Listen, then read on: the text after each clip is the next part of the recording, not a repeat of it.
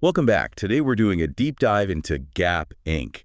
We're looking at their first quarter fiscal 2025 results and their latest strategic updates. That's right. We've got the earnings call transcript, their press release, the usual supplemental stuff they provide. And you've sent those over. We've been digging through them. Yeah, and our mission here really is to sift through all that detail, pull out what's key, and help you understand what actually matters from this quarter and, what they're planning ahead. So the big question coming into this was, could Gap Inc. actually keep up the positive momentum? And, well, looking at the Q1 numbers, it seems like they did. Uh-huh. Management called it another great quarter. They actually beat expectations on the main financial points. Yeah, positive comparable sales. It's 5 quarters in a row now. Margins expanded, and they gained market share again for the ninth straight quarter. Net sales hit $3.5 billion, which is up 2% from last year, and comparable sales were also up 2%. So steady growth there. What's really interesting, I think, is looking at it brand by brand. It kind of shows where that strategy playbook is really clicking. Exactly. Old Navy, which is their biggest brand, saw both net and comparable sales climb 3%. That's 9 quarters of market share gains for Old Navy, right? Like really cementing its place in that value segment. Totally. And then the Gap brand itself, that turnaround story continues. Net and comps both up 5%. It's 5%. That's 6 quarters straight of positive comps for Gap and 8 quarters gaining share. Pretty impressive. It really is. It seems like Old Navy is hitting the mark with customers in areas like active and denim, using campaigns effectively. And for Gap, it seems similar momentum in women's wear, denim too. Those collabs they keep doing, they seem to be pulling in younger shoppers and just sort of boosting the brand's overall feel. Yeah, maybe even giving them a little more room on pricing for certain items. It speaks to how that brand reinvigoration playbook is working for those two specifically. Okay, but what about the others? Banana Republic, Athleta. Right. Well, Banana Republic is still, let's say, in progress. Sales were down 3%, comps flat. But management did say fundamental improvements are happening. Athleta, though, that seems like the tougher spot. Sales down 6%, comps down 8%.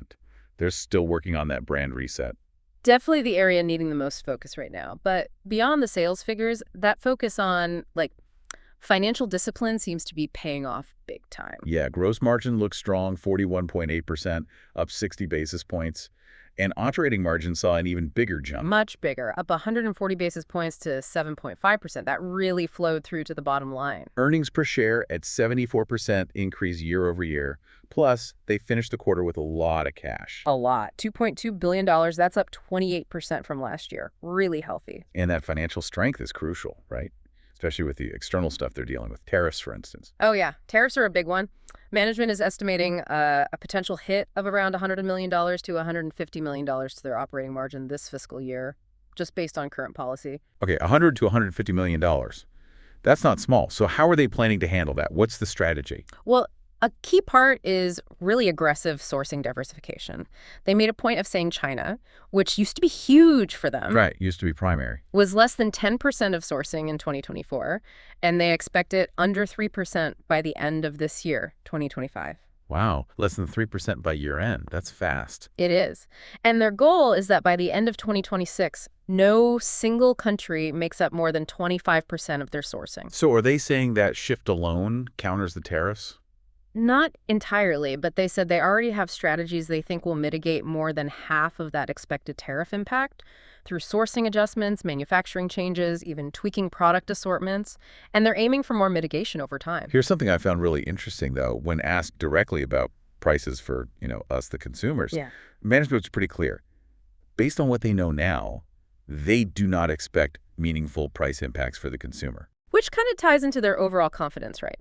They reaffirmed their full-year guidance. Net sales up 1-2%, operating income growth 8-10% before any tariff impact. And they're still planning on cost savings, about $150 million this year. Some of that gets reinvested, though. Right, back into tech, supply chain improvements, things to support these very strategies we're talking about. And for Q2 specifically, they're expecting sales roughly flat compared to last year, gross margin similar to Q1. And they're using that strong cash balance we mentioned, planning about $600 million in CapEx, probably for stores and supply chain, plus dividends and buybacks for shareholders. So the main takeaway seems to be a company feeling pretty good about its core strategy, especially Old Navy and Gap, while actively tackling big external risks like tariffs with detailed plans. Exactly. Strong Q1, building on that playbook, and a clear focus on managing those tariff headwinds. So there you have it. You've just had a deep dive, a quick shortcut to getting up to speed on Gap Inc.'s latest performance